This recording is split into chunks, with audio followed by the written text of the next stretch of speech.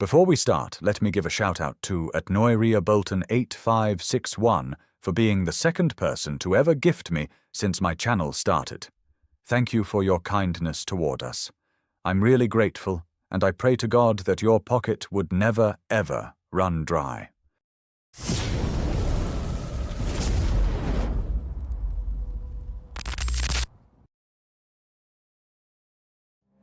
The chamber of verdict was a crucible of silence, every surface of dark, polished wood and cold marble seeming to absorb sound and light, leaving only a choking, electric tension. The air was thick with the scent of beeswax, old parchment, and the sweat of nervous men.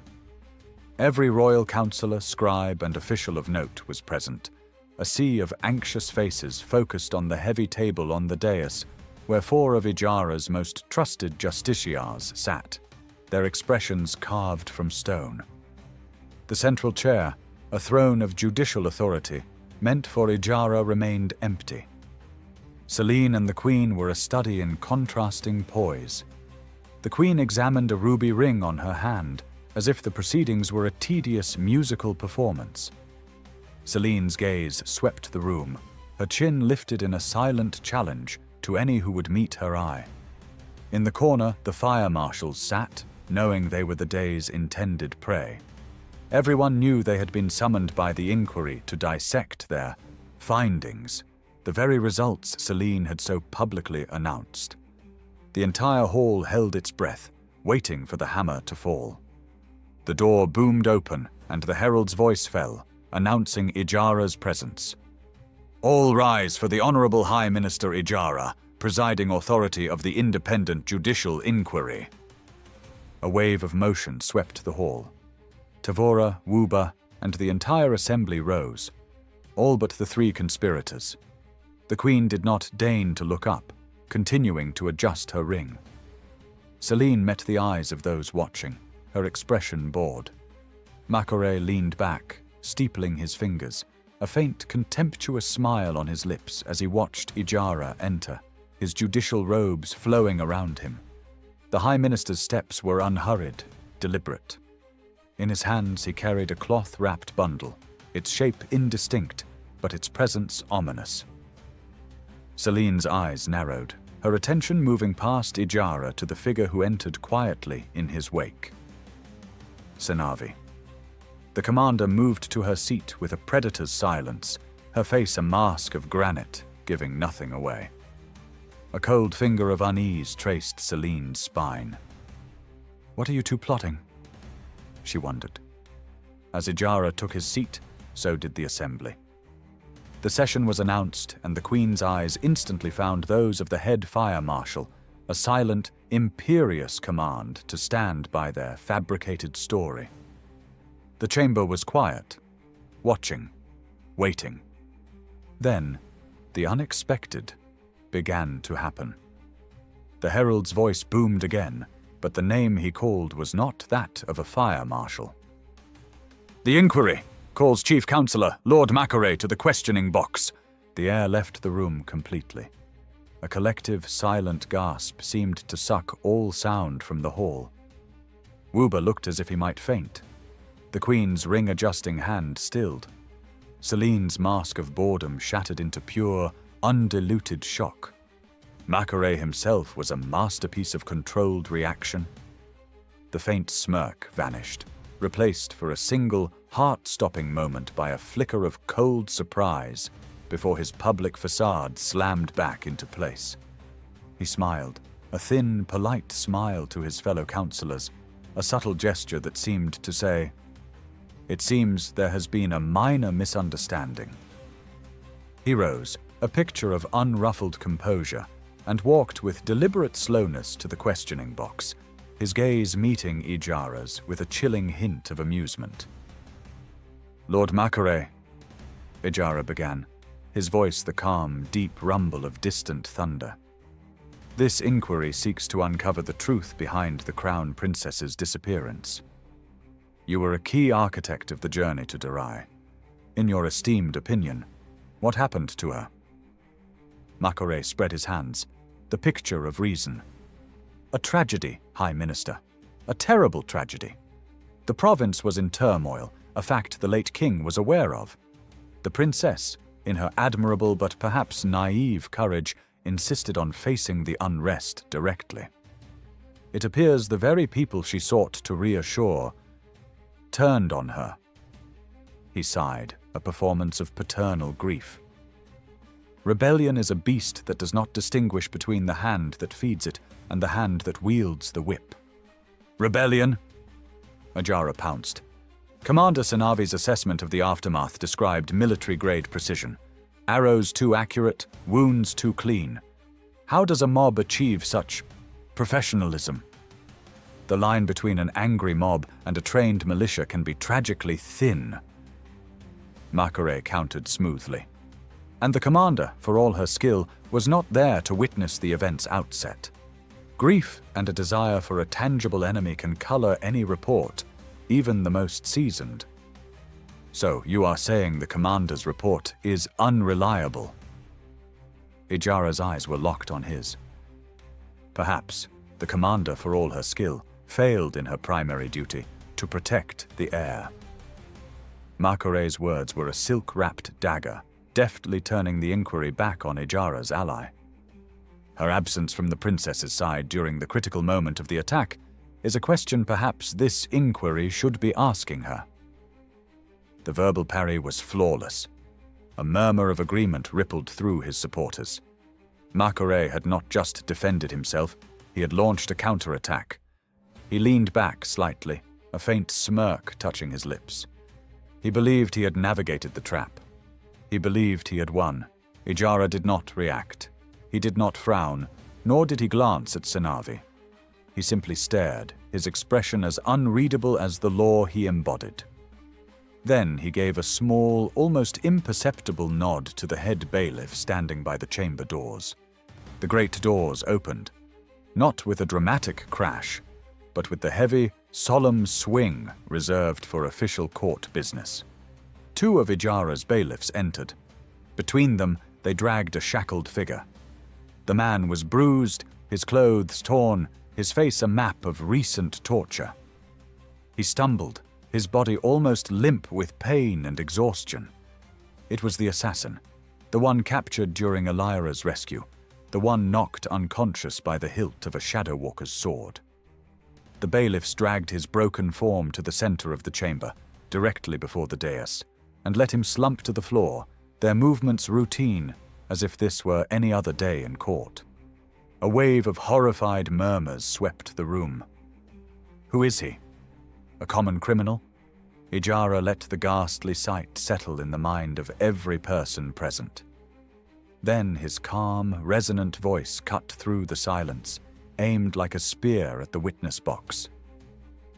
Lord Makore, Ijara said, his tone devoid of any triumph, cold and precise as a surgeon's blade. Perhaps you could assist the court. Tell everyone present, who is this man? Makore's eyes, for a fraction of a second, betrayed him. It was a microscopic event, a sudden stillness in his shoulders, a fleeting tightening around his eyes as they registered the bruised and bloody face of one of his most skilled operatives, a man who should have been in Darai hunting the crown princess. His reaction was a spark, instantly smothered by the iron will of a master strategist. His mind became a battlefield, warring between the impossible sight before him and the immediate, vital need to deny everything.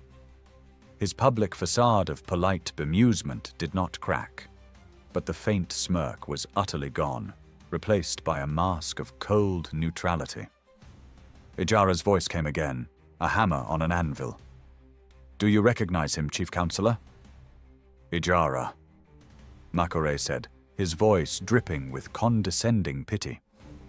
How, in the name of reason, would I recognize some common cutthroat you've dragged in from the gutter? Is this the level of evidence this inquiry now resorts to? Ijara did not flinch. Instead, a faint, almost imperceptible smile touched his lips. It was the smile of a man who had just seen his opponent step onto the exact square he had mined. A common cutthroat? Perhaps, or perhaps not. Let us see if the next witness can provide some clarity." He gave a slight nod to the herald. The herald's voice filled the chamber once more. "The inquiry calls on the golden witness into the court." Confusion rippled through the room. The golden witness?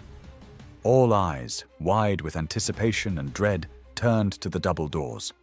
They swung open, and a single hooded figure entered, dressed in fine, dark attire that spoke of noble station rather than judicial function. The figure walked with a steady, deliberate pace down the central aisle, a silent, enigmatic approach that commanded absolute attention. As the figure reached the center of the chamber, directly opposite the dais and the slumped assassin, the herald took a deep breath and announced with a force that echoed like a thunderclap, "All rise for the arrival of Her Royal Highness, Crown Princess Elira of Eldora." In a single, fluid motion, perfectly synchronized with the announcement, the figure threw back the hood. The chamber of verdict erupted. It was not a roar, but a vast collective gasp that sucked the air from the room, followed by the deafening scrape of 100 chairs as every person, from the lowest scribe to the highest lord, shot to their feet in a wave of stunned reverence and disbelief. And in the midst of that tidal wave of motion, 3 figures remained as if turned to stone. Celine's face was a canvas of utter annihilation.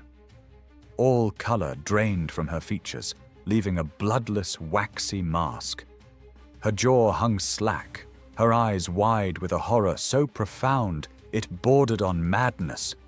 The throne she had fought for, killed for, was evaporating before her very eyes. The queen's composure shattered. The ruby ring she had been admiring slipped from her suddenly numb fingers, clattering loudly on the table in the breathless silence. Her hand remained frozen in mid-air. For the first time in living memory, raw, unvarnished terror stared out from her eyes, seeing not a princess, but her own executioner. Lord Makore, still in the questioning box, was a statue of calculated calm, but the calculation was gone. The mask was broken.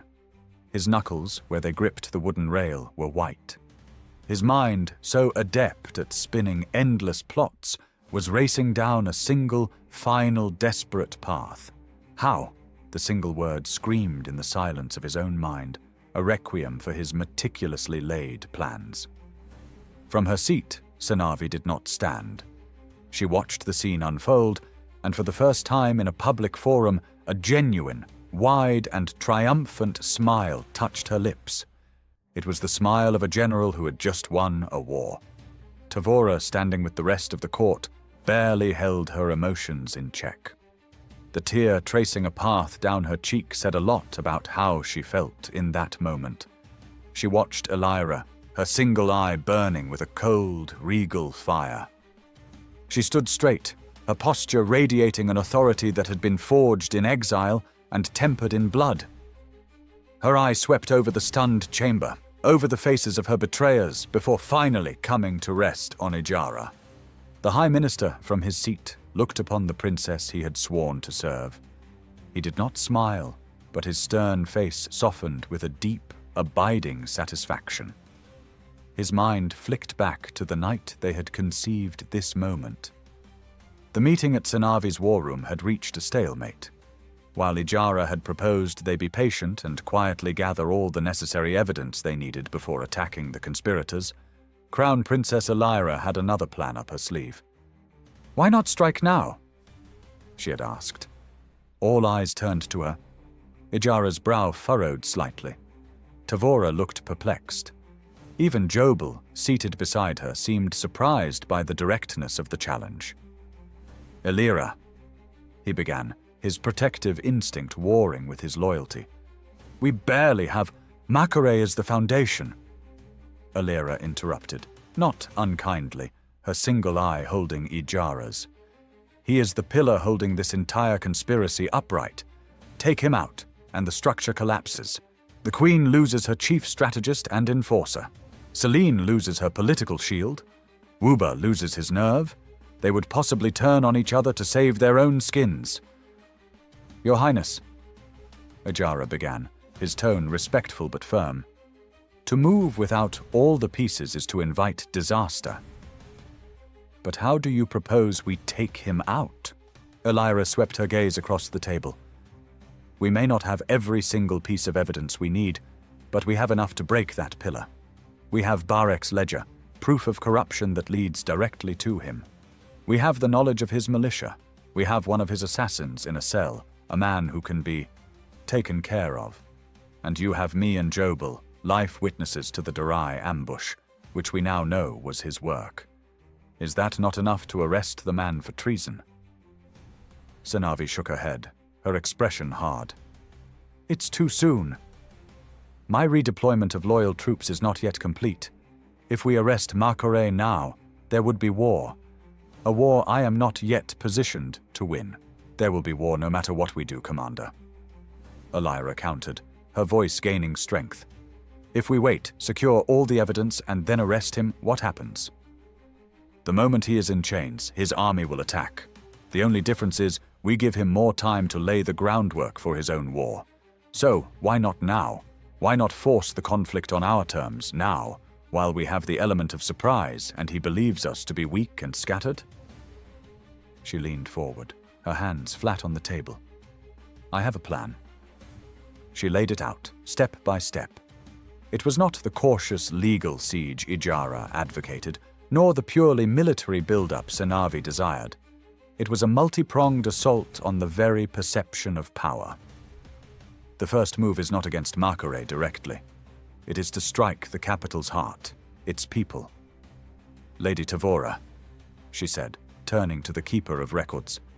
Your network of scribes and clerks, the ones loyal to the crown, not the regent, they must become our voice. They would spread the truth, not in broadsheets but in whispers. Let the people know why the ministry really burned. Let them know the inquiry is being obstructed. Let them know their suffering is not an accident but a policy. Let the people start talking. Let them demand justice. She then looked at Senavi. When the people start talking, when their voices rise and demand justice, Commander, that is your signal. That is the unrest you need. Use it. Under the guise of ensuring peace and safety during this volatile time, you will increase patrols. You will move your most loyal regiments to strategic positions around the capital, securing the gates and blocking the key roads from the northern valleys where his militia camps. The people's anger becomes our shield and our staging ground. The room was silent, the strategic brilliance of the plan dawning on them. She was using their enemy's greatest weapon, deception, against them, and turning public sentiment into a military asset. Ijara was the first to break the silence, a slow, approving nod his only concession. You are not just asking us to attack him. You are asking us to dismantle the world he has built around himself, and then attack. Elira met his gaze. Exactly. In the days that followed, the capital began to buzz with a new, dangerous energy. It wasn't the roar of a mob, but the constant, insistent hum of 1,000 whispered conversations. In taverns, markets, and queues for bread, the story of the purposeful fire, the stolen taxes, the murdered clerks spread. The people, already burdened by Celine's taxes, found a focus for their rage. Their voices grew louder, a groundswell of discontent demanding the truth about the fire and threatening protest if the regent remained silent. Celine, trapped by her own narrative, grew increasingly furious and isolated. The pressure was a vice tightening around her. Court sessions became exercises in barely contained fury. Her attempts to dismiss the concerns were met with uncharacteristic boldness from even lesser council members. Her fury peaked when a councillor, once cowed, publicly challenged her in court, demanding she heed the people's call, ending his speech by masterfully cornering Celine into praising Commander Senavi's vigilance in deploying troops to maintain order around the capital. Backed into a corner, Celine and the Queen played their only remaining card. The fire marshals announced their findings, and as expected, They declared the cause a tragic accident, a faulty lamp. When the news reached Ijara in his chambers, he did not despair. A grim, cold smile touched his lips. He could almost hear Elira's voice from the war room, clear and certain. When they take the bait and present their falsehood to the kingdom, it's time to spring the trap. Elira had made plans for this very situation. The first was the subpoena of the fire marshals, designed to publicly dismantle their findings. The second plan involved Makore's Red Ledger. They were going to steal the heart of the conspiracy from under the serpent's nose, to acquire the one piece of evidence that would make their case unassailable. The stage was set, the players were in position, and in the deepening shadows of the capital, a different kind of war was about to begin. Amatonde dismounted in the shadowed courtyard of Makore's estate, the gravel crunching too loudly under her boots. Her eyes, accustomed to reading the subtle language of danger, scoured the manicured hedges and dark windows. Her mind echoed with Senavi's cryptic assurance, "You will have help." She prayed to whatever being watched over spies and traitors that this unseen ally would not disappoint. Her mind flashed back to the war room, to the moment the Crown Princess's single eye had landed on her. "You will get Makore's Red Ledger," Elira had stated, as if ordering a glass of wine. Amma had almost laughed. "The ledger is kept in his private chambers." "No one enters that room without him. It's an impossible task." Senavi's voice had cut through her objection, her tone a calm, infuriating promise. "You will have help. Someone deep within Makore's home will assist you." Now here she stood, about to rob the most dangerous man in the kingdom, with no idea who her accomplice was. Squaring her shoulders, she pulled a bundle of ledgers from her saddlebag, the mundane daily accounts of the Pale Griffin, and proceeded toward the imposing entrance. A servant, well-trained and silent, led her through the halls and into the lion's den itself, then bowed and left. Makore sat behind his vast, polished desk, a predator in its lair. He did not smile. "You are late, Amma." "My apologies, my lord." A dispute between two merchants at the Griffin. It required personal attention. She laid her ledgers on the desk with a practiced sigh. The numbers, as always. He gestured for her to sit, and the agonizing performance began. He flipped pages, his eyes scanning numbers while Amma's senses screamed, cataloging every detail of the room, every potential hiding spot. They had only just begun to discuss the figures when a commotion erupted somewhere deep in the manor. There were panicked shouts. "Fire!" The kitchen. The clang of a bell. The unmistakable scent of smoke. Makore's head snapped up. For a moment he was utterly still, his mind processing the threat. Then, with a curse, he was on his feet. "Do not move," he ordered Amma before striding out to confront the chaos. The moment the door clicked shut, Amma moved. This was a diversion, the aid she needed. In one swift motion she flew to Makore's side of the desk, yanking drawers after drawers open, her hands moving with frantic precision. Nothing. Nothing but official seals and blank parchments. Her fingers probed for hidden compartments, false bottoms. Still nothing. Despair began to frost the edges of her resolve. The fire would not hold him forever. Her last, desperate option was the towering bookcase. She flew to it, her fingers skimming leather spines, pulling volumes out when the door opened. Amma froze, caught red-handed, a heavy book in her hand. But it wasn't Makore who entered. It was Dain. "You're safe," he breathed, his face pale but his jaw set with a desperate determination. "I'm your aide. We don't have much time." Amma could only stare, shock rendering her silent. Makore's own son. Dain didn't wait for her to recover. He strode past the desk, ignoring the drawers she had been rifling through. "He doesn't keep it there."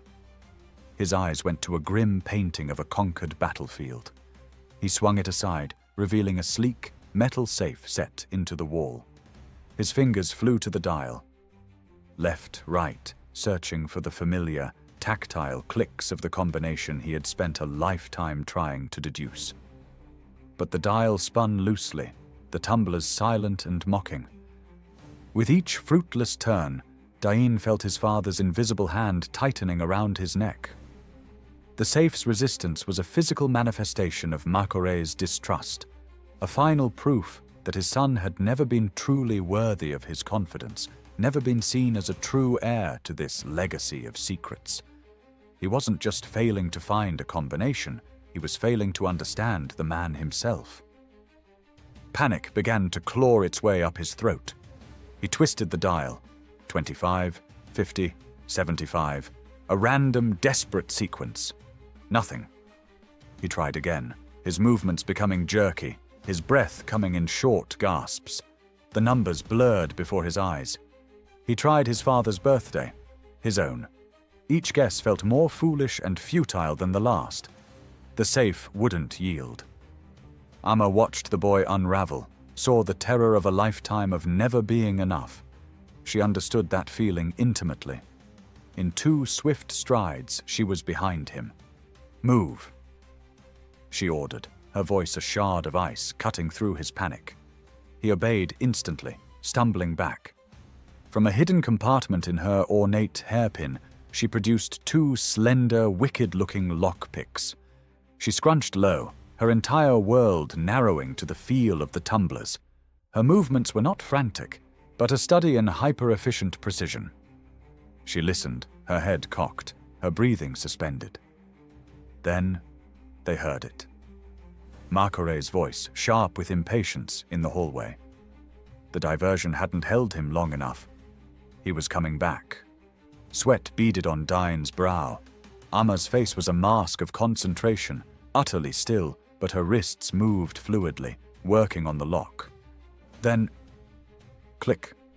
The sound was softer than a heartbeat, but to them, it was a thunderclap. Dain lunged forward as Amma pulled the safe's door open. There it was, bound in red leather. He snatched the ledger, and in the same motion, pulled an identical, blank-paged fake from his robe, sliding it into the vacant space. He closed the safe just as the doorknob turned. Panic, cold and absolute, seized him. His eyes darted, landing on a heavy, floor-length velvet curtain. He lunged, squeezing himself into the narrow space behind it, just as the door swung open and Makore entered. His eyes immediately found Amma, who was now seated, perfectly composed, examining one of her own ledgers as if bored. Makore paused, his head tilted, his nostrils flaring slightly as if sampling the air. "An unfortunate disruption," he said, his voice a low rumble. His eyes, however, were no longer on Amma but scanning the room, missing nothing. A grease fire, easily contained. Amma offered a slight, unconcerned shrug. These things happen. But Makore was already moving, his gaze sweeping over his desk, the now closed drawers Amma had rifled through. He paused again, his eyes narrowing. "Do you smell that?" he murmured, more to himself than to her. "A hint of bergamot and saddle soap." Dain paled behind the curtain. It was the scent of his perfume. His heart hammered against his ribs so loudly he was certain it was echoing in the silent room. He held his breath, pressing himself harder against the cold stone wall. Makore's attention shifted, drawn by an imperceptible detail. His eyes locked onto the painting that concealed his safe. It hung straight, perfectly straight, but he always left it at a slight, almost imperceptible angle, a private telltale known only to him. He crossed the room in 3 swift strides and moved the painting aside. Amma remained perfectly still, her face a placid mask, but her muscles were coiled springs. Makore's fingers, seasoned by 1,000 repetitions, found the dial. The ritual was a comfort. Left to 45. right past 20, twice to 15. The tumblers clicked, a comforting, familiar song. But on the final turn to 60, the dial felt loose. There was no satisfying final thud of the bolt retracting, just a soft, unsatisfying slip. The door swung open. A cold knot tightened in his gut. The lock opening felt wrong. Behind the curtain, Dine felt a single drop of sweat trace a path from his temple to his jaw. He didn't dare wipe it away. Makore's eyes, sharp as a hawk's, scanned the interior of the safe. The stacks of gold, the bundles of documents, the red ledger, its spine facing out exactly as he had left it. Everything was in its place. His suspicion, while not dismissed, was momentarily placated. Perhaps the mechanism was simply worn, he thought. Perhaps his nerves were frayed from the fire. He reached in and touched the spine of the red ledger, a gesture of possessive reassurance. He did not pull it out. He did not open it. To do so would betray a lack of faith in his own security, a weakness he would never show in front of Ama Tonde. Satisfied by its presence, he closed the heavy door with a definitive thud, the sound like a cell door slamming shut in Dine's soul. He turned, his composure a flawless mask. "Apologies for the interruption, Ama," he said, his voice smooth, though his eyes still held a glint of cold assessment. "Let me walk you out." As the door closed behind them, Dine was left in the terrifying silence, the real red ledger clutched to his chest like a stolen heart, forced to wait in the dark until the coast was clear, the ghost of his father's presence still clinging to the air. The heist was successful. The serpent had been robbed. Now, in the chamber of verdict, the time had come for the strike. That stolen truth, the red ledger itself, lay wrapped within the bundle Ijara had brought to the dais. The weapon forged in shadow was about to be unsheathed in the light. All eyes were fixed on the crown princess, a living ghost returned to claim her throne. The shock was a physical wave that had frozen the conspirators in place. But Ijara's work was not done yet. The ledgers in their possession was the final, undeniable nail in the coffin. He allowed the moment of Elira's return to hang in the air, letting the reality of it shatter the composure of her enemies. Then, as the murmurs began to subside into a breathless anticipation, he spoke. "The court recognizes the crown princess," Ijara intoned, his voice resonating with newfound power. "But a claimant to the throne, however rightful, must also be a vindicator of its laws. This inquiry seeks not just a person, but the truth behind a conspiracy of treason and regicide." His gaze swept from Elira to the questioning box, where Makore now stood looking far less assured, his eyes darting between the returned crown princess and the cloth-wrapped bundle on the table. "And the truth," Ijara continued, his fingers slowly beginning to unwrap the cloth, "often leaves a paper trail." The fabric fell away, revealing the distinctive red leather binding. A sharp, hissed intake of breath came from Makore. It was the only sound he made. His face, for the first time, lost all its color, the mask of arrogant control crumbling into pure, unadulterated horror. He knew, in that single, devastating moment, that he was in big trouble now. Ijara held the ledger aloft for the entire chamber to see. "This," Ijara declared, his voice ringing with finality. "I know most in this room recognize this book, but for those who do not, this is Lord Makore's personal record of sedition." He opened it, his eyes scanning a page as if reading a grocery list of treason. It details every bribe, every extorted coin, every property seized, and every treasure funneled back to him through the officials of this kingdom he placed into power.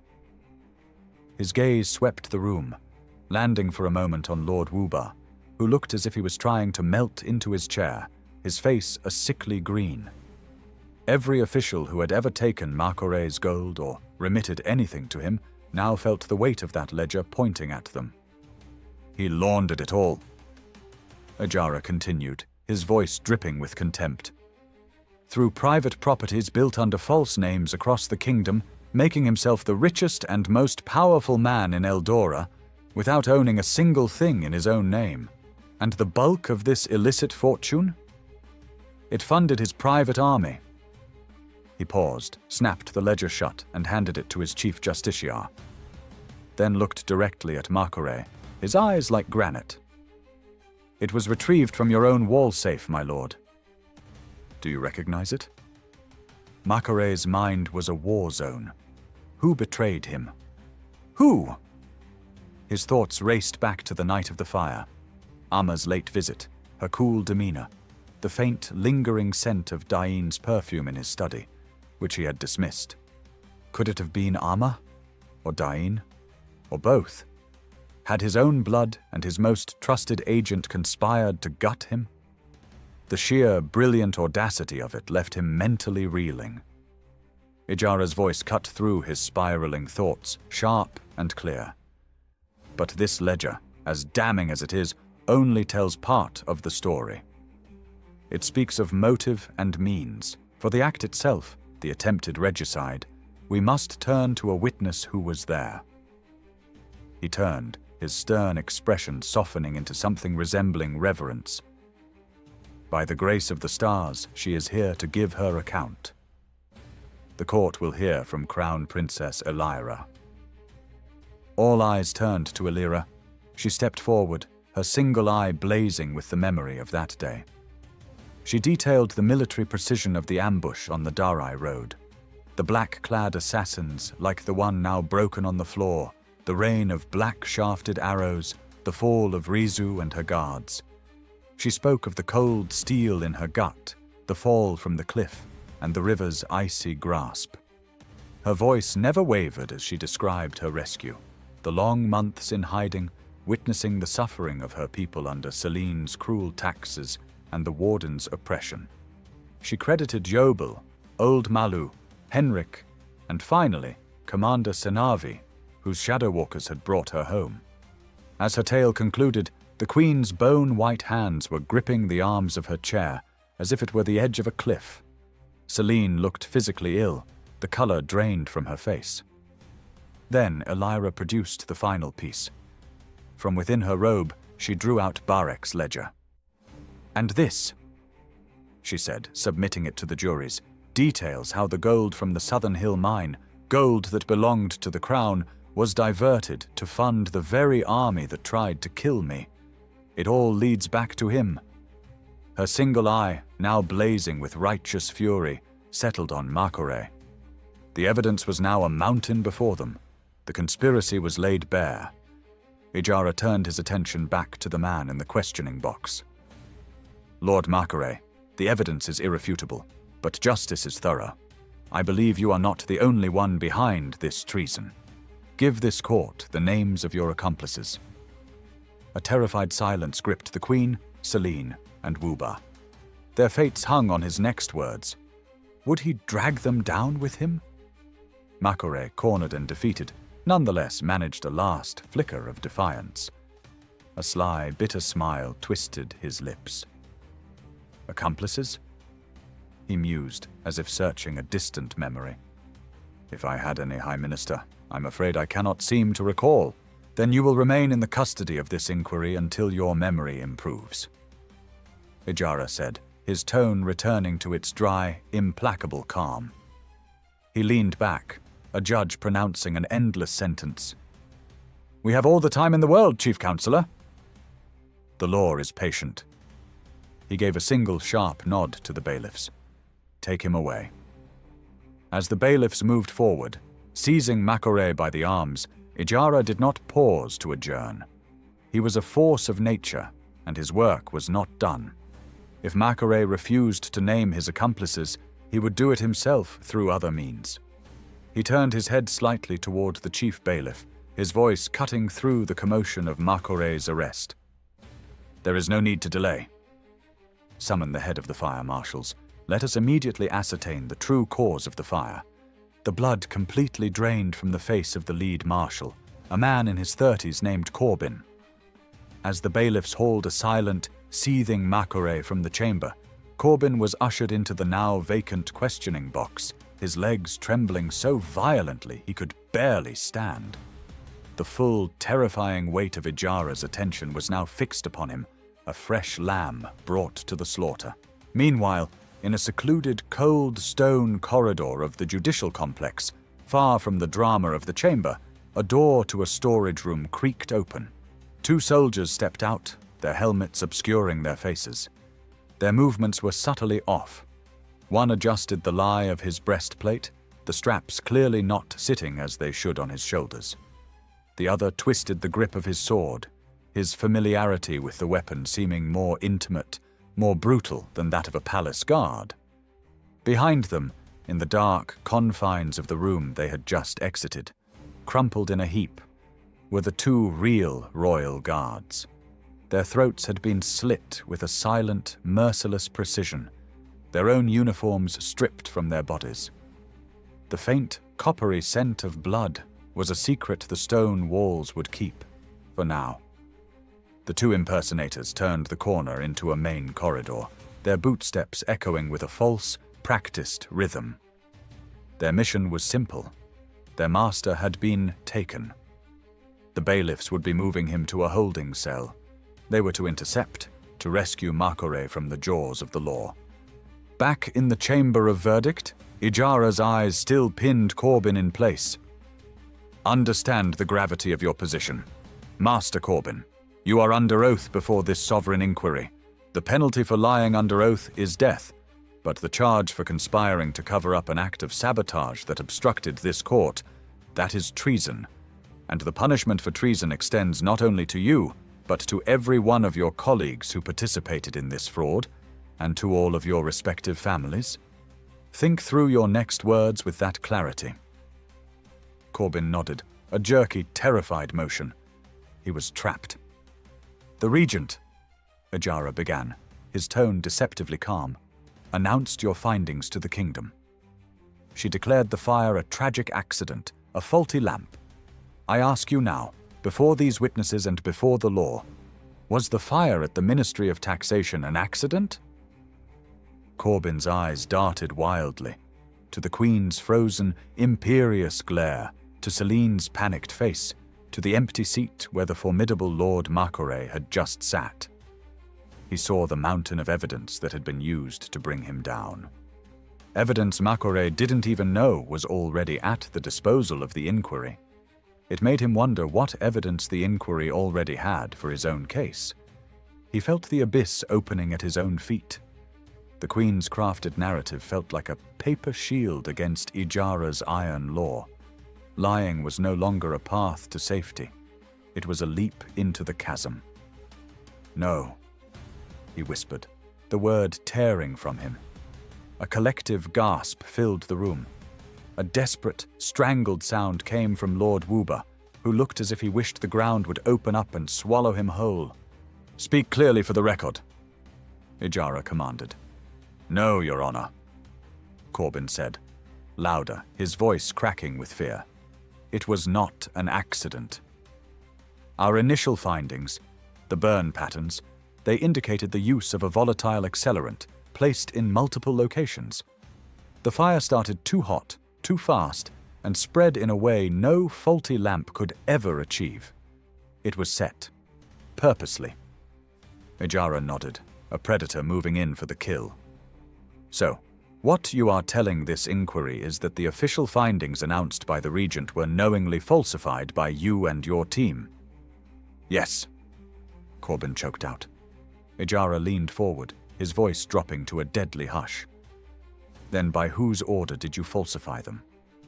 The chamber held its breath. The silence was absolute, a vacuum waiting to be filled. Every eye was locked on the trembling marshal. His gaze flickered once more, involuntarily, toward the dais. He swallowed hard, his Adam's apple bobbing. It was the Queen, he breathed. Her Majesty ordered us to declare it an accident. She said it was for the stability of the realm. The queen's mask of icy composure did not just crack, it exploded. "You lying little worm!" she shrieked, rising to her feet, her finger pointing a damning accusation at Corbin. "How dare you!" But her denial was swallowed by a new, external sound that crashed into the chamber, the frantic, deafening clang of the great alarm bells from the courtyard. The sound screamed of breach, of attack, of imminent danger. In an instant, Senavi was on her feet, her hand on her sword. She locked eyes with Ijara for a single understanding moment, Makore, before barking an order to her guards. "With me!" She, along with a squad of her soldiers, moved with a terrifying, coordinated speed, bursting from the chamber doors to confront the threat. The courtroom descended into panicked chaos, but Ijara remained still, a rock in the storm, his gaze now fixed upon the queen. The legal battle was over. The war for the capital had just begun. Senavi arrived seconds too late. The corridor leading to the holding cells was a scene of butchery. The bailiffs who had hauled Makore away lay in expanding pools of their own blood. The air was thick with the iron scent of it. A handful of judicial guards and clerks stood frozen in horror, useless spectators to the audacious rescue. Of Makore and his liberators, there was no sign. Senavi's face, already carved from granite, tightened further, the lines around her eyes deepening into fissures of pure, cold fury. They had pulled the serpent's fangs in court, only for him to slip through their grasp. Her eyes scanned the scene, taking in the angles of the attack. It had been an ambush, swift and professional. Her own failure, a matter of mere seconds, burned in her chest. Her voice, when it came, did not rise to a shout. It was a low, sharp command that cut through the panic and echoed down the stone passageway. "Lock down the city. Now, no one enters, no one leaves. Seal the gates." She turned to her captain, her eyes blazing. "They are still here. They have no way out. Comb the city, house by house, sewer by sewer. I want him found." The order rippled out from the judicial complex like a shockwave. The great alarm bells, which had signaled the breach, now took on a new, more ominous rhythm. The relentless, pounding toll of a city sealing its own tomb. Throughout the capital, the sound was met with confusion and fear. Merchants abandoned their stalls. Citizens scrambled indoors, bolting their shutters. The immense, iron-reinforced gates of the outer wall groaned and slammed shut with a finality that shook the ground. Portcullises crashed down. The thunderous march of booted feet replaced the usual din of commerce as Senavi's regiments flooded the streets, their faces set in grim determination. In a matter of minutes, the vibrant, sprawling heart of the kingdom had been transformed into a fortress under siege, its streets empty but for the soldiers hunting the serpent, who, somewhere within a secret passageway, was escaping from the city with his rescuers. In the days that followed, the capital existed in a state of suspended animation, locked down under a blanket of grim anticipation. Soldiers patrolled the streets in relentless rotations, their searches turning up nothing but the city's own nervous energy. Makore had vanished, a phantom swallowed by the very shadows he commanded, and his absence was more threatening than his presence had ever been. Within the palace, power had irrevocably changed hands. The screams and furious denials of Celine and the Queen had faded, replaced by the silent, heavy truth of their house arrest, ordered by Ijara and enforced by Senavi's loyalists. They were prisoners in their gilded rooms, their fate, like the kingdom's, hung in the balance, deferred until the greater threat was extinguished. The heart of the new regime beat in the king's royal strategy room. There, amidst sprawling maps of Eldora and tokens representing troop movements, Elira held court. Flanked by Jobel, the steady presence at her side, she presided over the triumvirate of Senavi, Ijara, and Tavora, along with Senavi's most trusted generals. The air was thick with the scent of ink, steel, and a grim acceptance. They were no longer debating if war would come, but when and how to meet it. Their strategy was one of containment and intelligence. Senavi's elite scouts, her shadow walkers, were a constant, silent stream to and from the northern valleys, reporting on every movement within Makore's hidden camp. They knew he was marshalling his forces, a wounded beast gathering its strength for one last, furious lunge. Deep within the hidden northern valley, surrounded by the black tents of his militia, Makore seethed.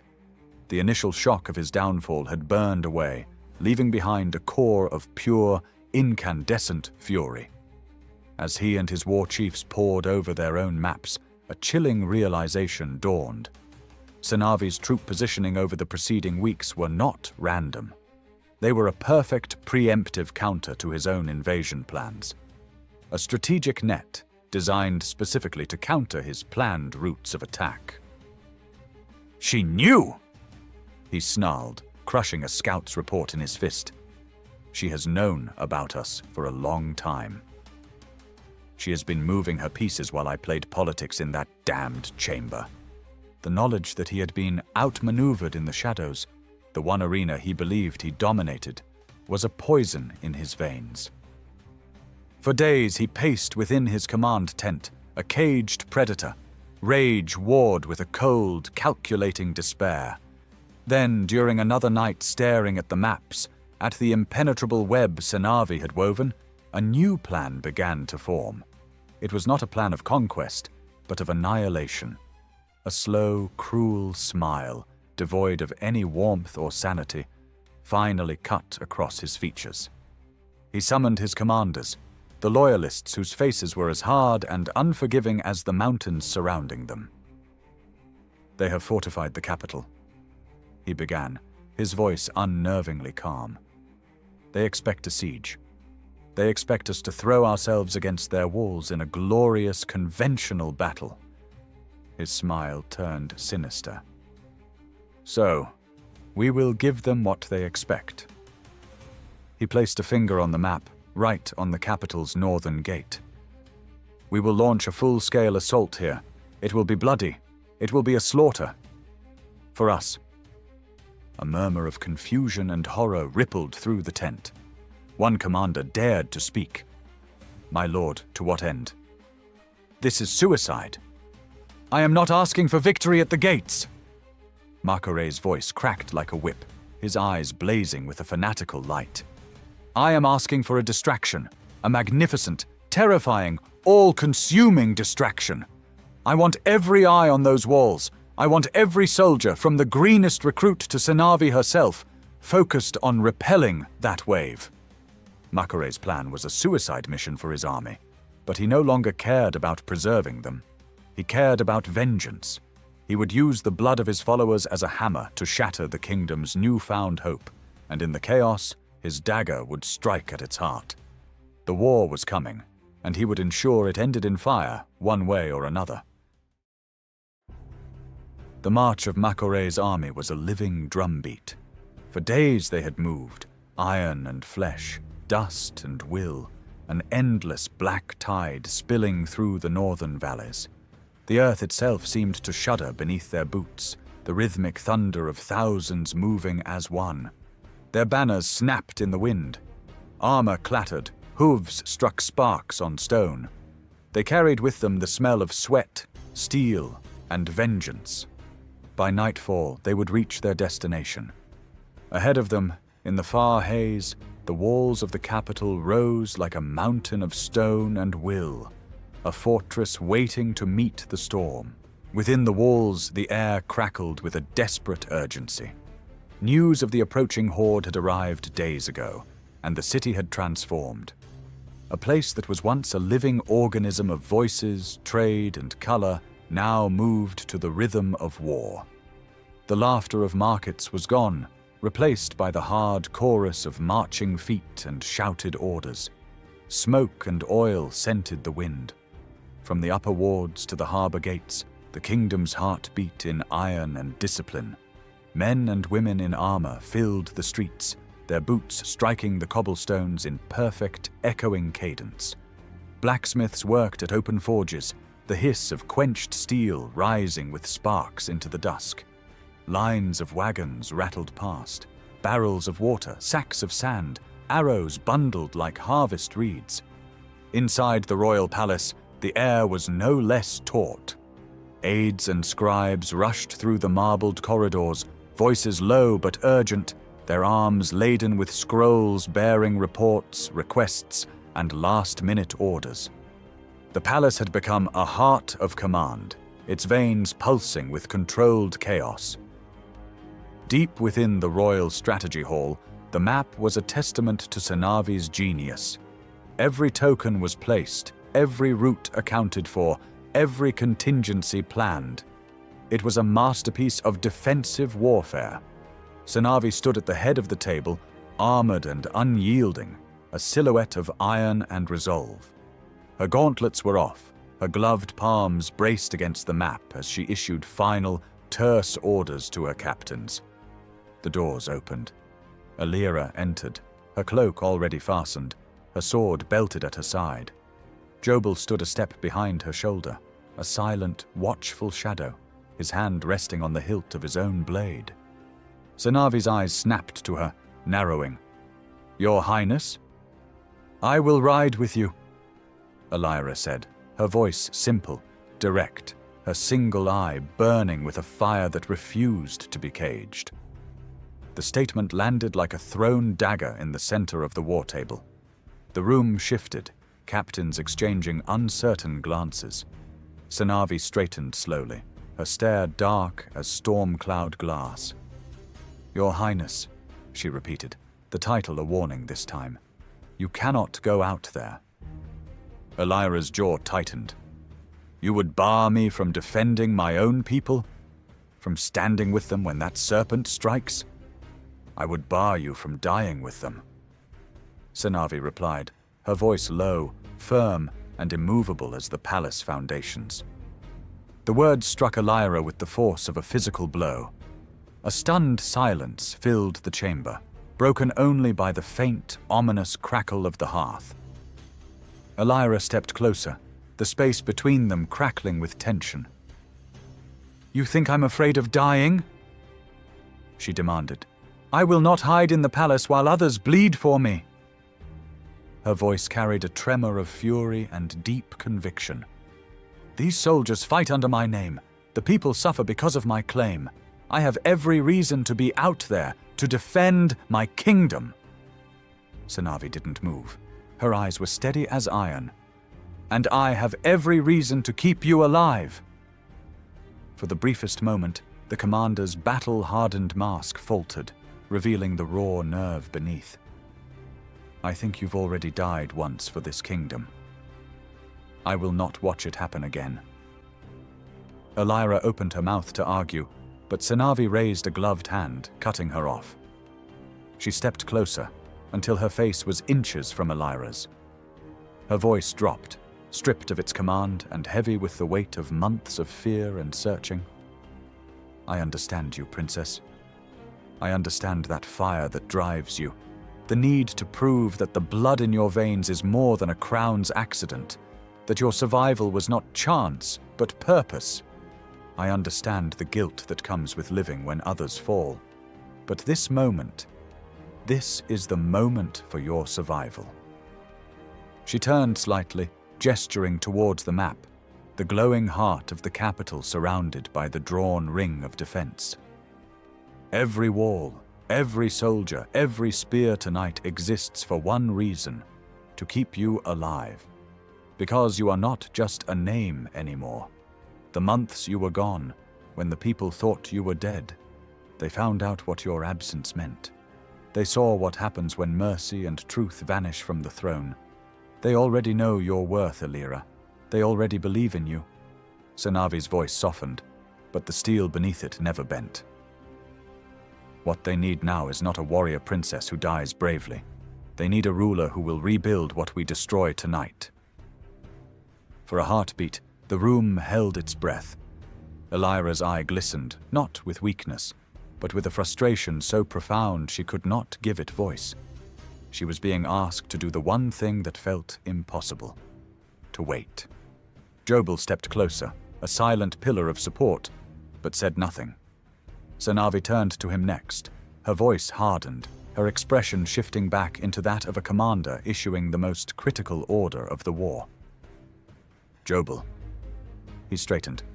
"Commander, you are her shadow tonight. If she falls, you fall. If she falters, you steady her. If danger comes, you draw first." His eyes flicked to Elira, then back to Senavi. "You don't have to tell me that, Commander. I'm telling you anyway." Her tone was final, ironclad. "Do not let anything happen to her. Do you understand me?" He bowed his head slightly. "I will guard her with my life." Senavi's eyes lingered on him for a long moment, then she stepped back, pulling her gauntlets back onto her hands. The metal clicked softly, final, decisive. She looked once more at Elira, the ghost of affection flickering in her hard gaze. "Hold the palace," she said.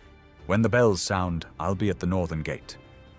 Then she turned on her heel, her cloak sweeping the floor as she strode towards the doors. Her boots struck the floor in sharp, echoing rhythm as she strode out of the chamber, storming into the corridor like a blade drawn by destiny. Her captains followed in her wake. The doors closed behind them like the sealing of a vow. Elira stood frozen, the echo of the command still vibrating in her chest. The fire she'd felt, hot and wild, now burned inward, tempering into a cooler, harder resolve. She turned to the tall window. Beyond it, the city lights shimmered like stars, trembling over black water. Jobel moved to stand beside her, his presence a comfort. "She's right, you know." "I know," Elira whispered. Her voice was calm, but her fingers curled around the windowsill until her knuckles were white. But knowing doesn't make it easier. Outside, as the horizon darkened, the deep, sonorous bells of the city began to toll. Not the frantic alarm of the judicial complex, but the grim, measured cadence of a city under siege. The serpent had arrived. Atop the northern battlements, Senavi stood against the wind, her armor glinting faintly beneath the rising moon. Before her, the enemy emerged, an endless tide of black iron stretching across the hills, banners bearing the serpent sigil undulating like living things. Siege rams rolled forward on groaning wheels, and the war drums began to thunder through the night air. "Hold the line," Senavi murmured. Her defenses bristled in silence. Archers lined the walls, black silhouettes against the torchlight. Fire lancers crouched behind crenellations, their canisters of pitch ready to turn night into day. Beyond the gates, the killing fields waited. Trenches filled with oil and sharpened stakes, traps carved into the frozen earth. Within the city, streets had been transformed into mazes of death. Barricades, overturned wagons, and choke points. Every alley was a potential ambush, every square a fortress. Should the outer walls fall, Senavi's inner perimeters would constrict like a noose, forcing Makore's army to fight for every breath. The city was a snare. Every stone, every heartbeat, part of her design. Eldora was ready to bleed, but not to yield. The first siege rams began to crawl towards the gates. Senavi's hand rose, a torch lifted. "Wait until they think we've lost our nerve," Senavi said quietly. "Then remind them who commands these walls." The air went still. When the siege rams reached the gate, Senavi's raised hand fell. "Now!" A storm answered her. Fire rained down from the walls, arrows trailing flame, boiling pitch splattering against steel, crossbow volleys cutting through the dark. The first ranks of Makore's army screamed as the night lit up in 1,000 bursts of fire. But even as the walls blazed, the serpent struck deeper. Beneath the city, in the dripping dark of the aqueduct tunnels, Figures in stolen Eldoran armor moved in silence, Makore at their head, his eyes gleaming with hate. Ahead lay the lower city, and beyond it, a secret royal passage that led into the heart of the palace itself. His plan was twofold. Create chaos by setting explosive charges beneath the lower district, drawing Senavi's focus away from the northern gate. Use the blast's aftermath, the smoke, panic, and crumbling defenses, to infiltrate the palace with his core strike team. Above, Eldora burned. Below, the serpent slithered toward its heart. The sound of war rolled through the palace corridors like distant thunder. The walls themselves seemed to hold their breath between each blast. Armored guards stood at attention outside the courtroom, faces pale beneath their helms. Beyond the tall doors, Elira paced relentlessly, the hem of her cloak whispering against the marble. The sky outside pulsed red, each flare of fire painting the windows with blood. Every roar of the siege rams struck her chest like a physical blow. She wanted to be at the gate, to stand beside Senavi, to fight. But every word the commander had spoken echoed through her mind. They don't need a warrior who dies bravely. They need a ruler who will rebuild what we destroy tonight. The walls felt too tight, the air too still. Across from her, Jobel stood guard, silent, steadfast, his sword drawn. Firelight licked the edges of his armor, tracing his face in halves, light and shadow, duty and heart.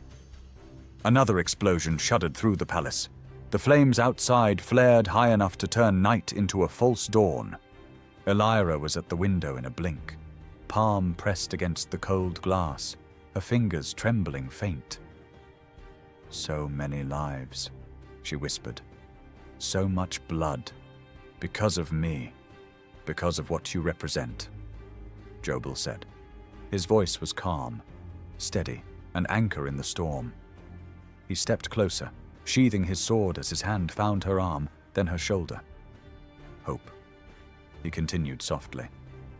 "They don't fight for your blood, Elira. They fight for what it means." She turned toward him slowly, her gaze connecting with his. For a heartbeat, the world beyond the glass vanished. The screams, the war, the fire. There was only him, his eyes fierce and unyielding. He brushed his thumb against her cheek, gentle, grounding, familiar. She breathed, steadied, and nodded once. The weight in her chest did not lift, but his touch kept her from breaking beneath it. Then, a thunderous roar tore through the city's heart. A column of fire climbed into the night sky, painting the city in ruinous red. Stones split apart. Dust and fire erupted skyward, raining shards across rooftops. The shockwave slammed through the halls of the palace as if struck by the force of creation. Windows shattered, tapestries whipped violently. Elira and Jobel staggered apart, shielding their faces as shards of glass rained down around them. "Elira!" Jobel's panicked voice echoed through the hall. He quickly grabbed Elira's shoulders, pulling her from the raining glasses as a second explosion rolled through the streets, its tremor rattling the palace. Elira gasped. "What was that?" Jobel's sword was already drawn. Too close. Far too close. From the window, Elira saw flames clawing up from the lower city, a wound torn open near the palace district. Elira's eye widened in shock. "The lower district," she breathed. Below, chaos spread like wildfire. Civilians fled through burning streets, some screaming, some falling beneath blades. The serpent's assassins had begun their slaughter, cutting down guards and townsfolk alike. "I have to go," Elira cried, trying to push past him. "They're dying, Jobel, they're dying out there." "You can't," Jobel snapped. "You heard Senavi's orders. She's out there fighting, our people are burning. And she will save them," he said, gripping her arm. "That's what she's doing right now. Don't make her fight for you too." Their gazes locked, a clash of fire and iron. Neither yielded. Elira pulled her arm free, her voice breaking with frustration. "Then what am I supposed to do? Stand here and listen to them burn?" Before Jobel could answer, another explosion rolled through the city.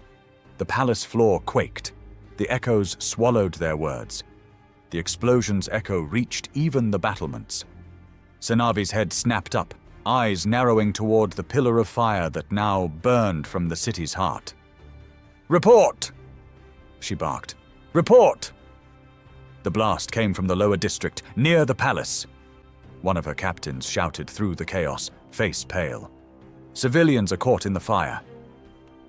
Senavi's mind raced. The front still thundered with the serpent's drums. The northern gate shuddered under the pounding of a siege ram that successfully made it to the gate before it was blown to pieces. Another officer shouted, "They're testing the walls again! If we break formation now..." Senavi's mind split in two. If she stayed, she could hold the gate. If she turned back, she could save the people. Senavi's decision carved itself in an instant. "I'm going back.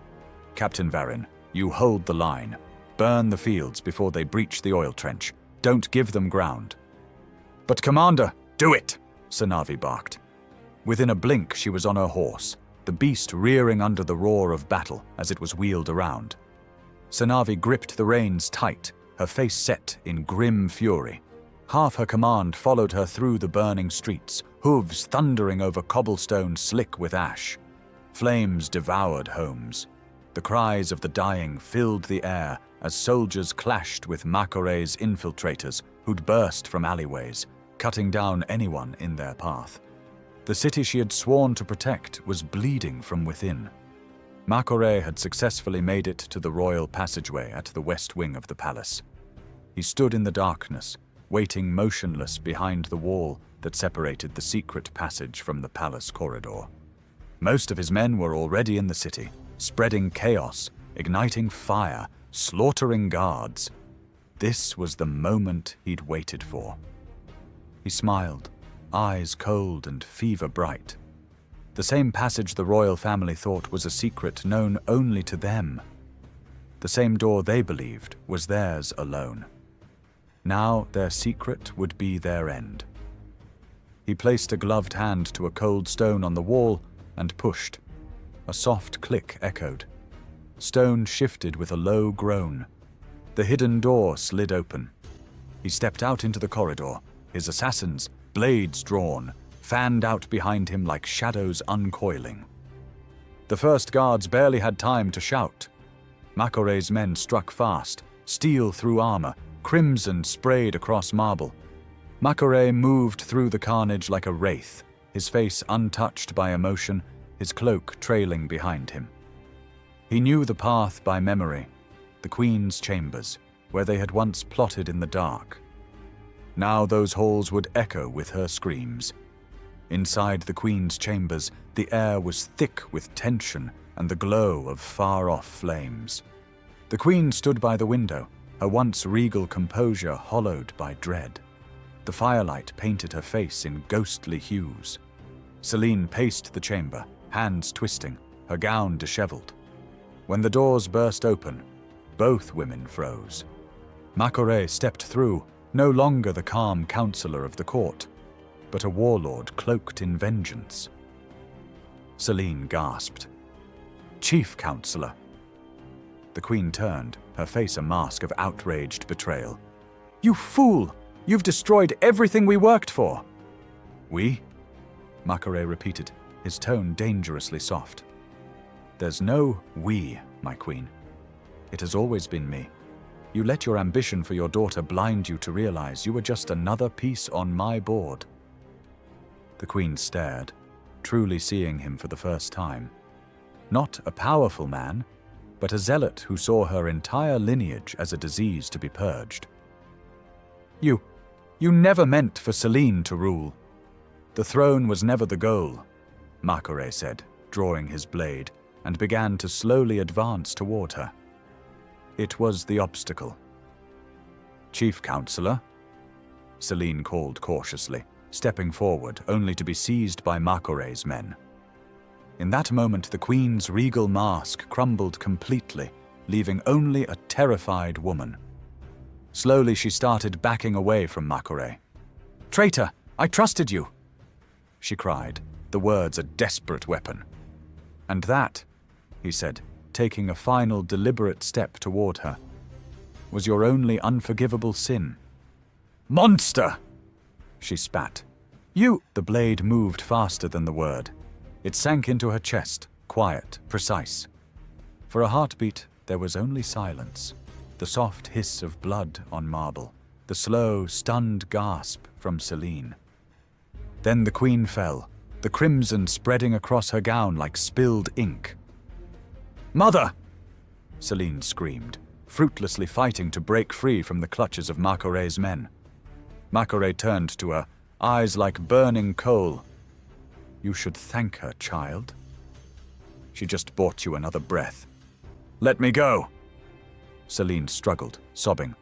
"You'll pay for this." "Oh, I already have," Makore murmured, lifting his sword again. "Now it's your turn." The blade arced downward. "Enough!"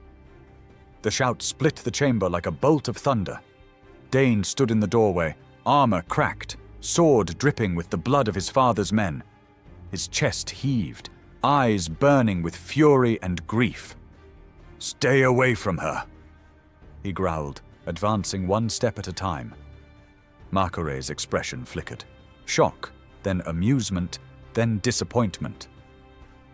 "So I suspected right," he said softly. "My own blood turned against me. And now he's here, before me. To do what?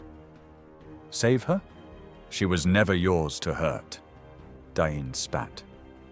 Makore's voice darkened.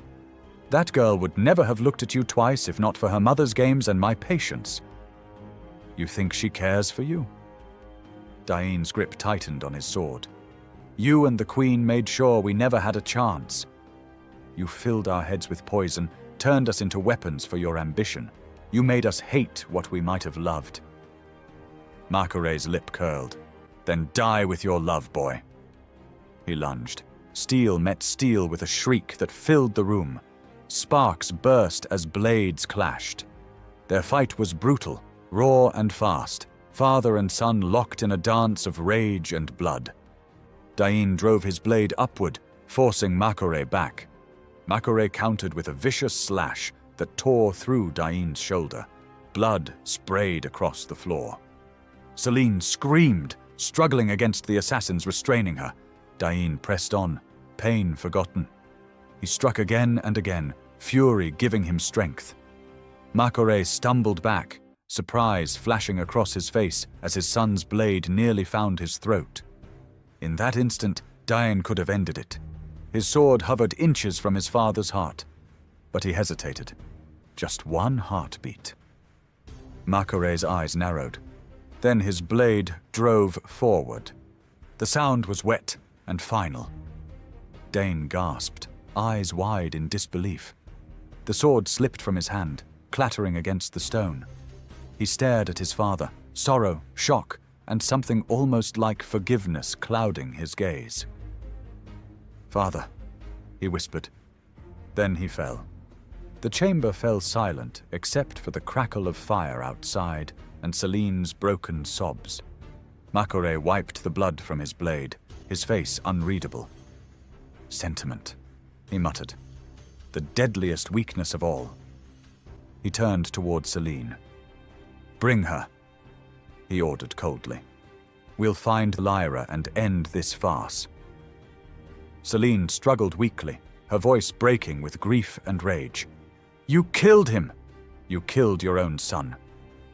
Before he could reply, the palace bells tolled, louder, faster, an urgent, shattering clang that echoed through every corridor, announcing the serpent had found its way into the heart of the palace.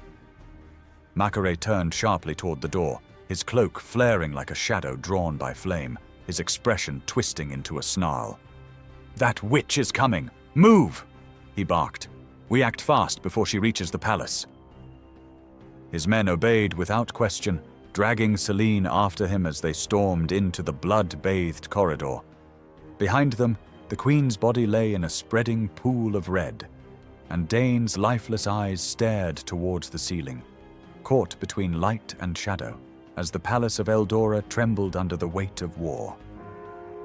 The warning bell's clang tore through the palace like a scream from the earth itself, a sound that meant the unthinkable had happened. The palace was breached. Jobel's grip tightened around his sword until his knuckles blanched. Elira was already drawing her blade when the chamber doors burst inwards. Makore's assassins, drenched in the blood of the outer guards, fanned into the room with silent, lethal intent. There was no time to think, no time to speak. Jobel met the first with a roar, steel meeting steel in a shriek of sparks. Elira moved beside him, her body low, fluid, a dancer-turned-predator. A curved dagger sliced toward her neck. She ducked, twisted, drove her elbow into the assassin's ribs, and turned the motion into a thrust that found his heart. The assassin gasped, collapsing in a spray of crimson. Another came for Jobel. He spun, caught the descending strike on his blade, and slammed his boot into the man's chest, sending him crashing into a marble pillar. Bone cracked. The hall was a storm of motion. Elira and Jobel fought with the fury of those who had already lost too much. Their movements in sync, a testament to their shared history. Every parry, every dodge, every strike, born from countless hours in a sun-dappled forest.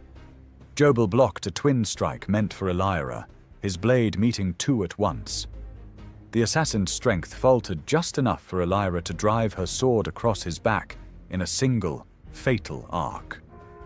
Far below, in the inferno of the lower district, Senavi reined her horse sharply, her head snapping toward the palace at the sound of the breach bell. Her heart slammed against her ribs. "The palace!" she hissed. The horse beneath her snorted, muscles tensing as she wheeled it around. Quickly she barked orders to her captain, assigning him in charge, then ordered a few of his soldiers to ride with her to the palace. She spurred her horse onward through the chaos, her small detachment following close behind. They carved through the enemy like a blade through silk, riders of judgment, unstoppable. Sparks exploded around them as they clashed with Makore's rearguard. Steel met steel. Men screamed and fell beneath their swords. "Cut them down!" she roared, her voice rising over the cacophony. The city was in chaos, but Senavi didn't slow. Ash clung to her armor, her face streaked with soot and sweat. "Faster!" she shouted. "No one touches that throne!" Her horse screamed as it vaulted over a barricade of corpses and debris. She rode through the storm of arrows, deflecting one that grazed her shoulder. She didn't flinch. The pain only sharpened her focus, her fury boiling over. "Makore!" she hissed, her voice drowned by the thunder of hooves. "If you touch her—" She didn't finish. She didn't need to. Her sword flashed, cutting down another of Makore's men, the impact sending blood spattering across her armor. Then, finally, she saw it. The palace gates looming through the smoke, guards falling beneath enemy blades. And still she rode. Back within the throne room, Elira and Jobel stood amid the carnage, panting, blades dripping red. The marble floor was slick with blood. They barely had a moment to process their survival before the doors burst inward once more. Makore entered, his remaining assassins flanking him, a sobbing, half-conscious Celine dragged between them like a broken doll. He expected to find a cowering girl. Instead, he found a blood-bathed princess and her protector, standing resolute. "Lower your sword," Makore commanded, his voice chillingly calm. "You are outnumbered." Elira didn't budge. Jobel shifted closer, his blade unwavering. "Lay them down," Makore repeated. In one fluid motion, his hand shot out, seizing Celine by the hair, a gleaming dagger pressed cruelly against her throat. Or she dies. The threat hung in the air, colder than steel. Jobel's grip tightened on his sword, his gaze flicking to Elira. Don't," he murmured, voice low but urgent. Elira didn't answer. Her single eye locked on Selene, her rival, her tormentor. She saw the raw terror, the single bead of blood welling where the blade met skin. "Do it, princess," Makore taunted. "Show them how noble you truly are. How far your mercy will go." Elira's knuckles whitened around her sword hilt. Her mind was a storm. Flashes of blood, fire, her father's frail face, the betrayal, the loss, the promise of justice. And now this, her only remaining kin, a sister she should have hated. Selene met her gaze, shaking her head in plea, tears streaking down her cheeks. "Don't, please don't," she whispered. "Not for me." But Elira took a trembling step forward. Jobel caught her arm. "Elira." Her voice broke through the din, low but firm. "I cannot let her die." Jobel's heart sank. He saw it in her eye, the same resolve that had carried her through fire and exile, the same heart that refused to be as cold as the throne she was born to inherit. "Put it down," Makore growled, pressing the blade harder against Selene's throat. More blood formed, running down her neck. Elira's jaw trembled. The weight of her sword suddenly felt immense, a symbol of the power she was about to surrender. Every instinct screamed against surrendering, yet the sight before her shattered that defiance. She slowly lowered her blade, the steel clinking against the marble. Selene's eyes widened, disbelieving, grief and astonishment warring across her face. Makore's smile curved like a knife. "Good," he hissed. "Now." His words were drowned out by the sound of boots, sharp and synchronized. Soldiers stormed into the hall. Commander Senavi appeared through the haze like a wraith of iron and vengeance, blooded, breathing heavily, her sword in hand. Her eyes met Makore's. The two master strategists, the true rivals, finally face to face. "Makore!" Her voice was death itself. "Let her go!" Makore's grip on Selene's hair tightened, jerking her head back. "No one moves," he snarled. "Let her go!" "Now!" Senavi roared. Makore didn't flinch. His eyes were feral, wild with purpose. His breath rasped against Selene's ear, hot and uneven. Her pulse thundered in her skull. Every muscle in her body screamed at her to move, to do something. But terror held her frozen. Then, something shifted. A glint of movement, almost imperceptible. Elira's hand, trembling but deliberate, closing around the sword she had dropped moments earlier. For the briefest heartbeat, Makore's eyes flicked toward her. Just a fraction. A human mistake. That was all Selene needed. She drew in one sharp breath, then struck. Her heel came down, hard on the top of his boot. Not a wild strike, but one fueled by everything she had left. Grief, rage, survival.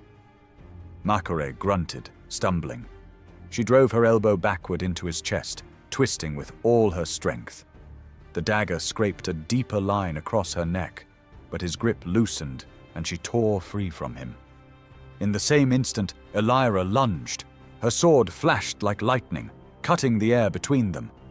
Jobel was moving, his blade slicing through the neck of the assassin, reaching to grab Selene. Selene stumbled behind a marble pillar, clutching her bleeding neck, trembling but alive. For now.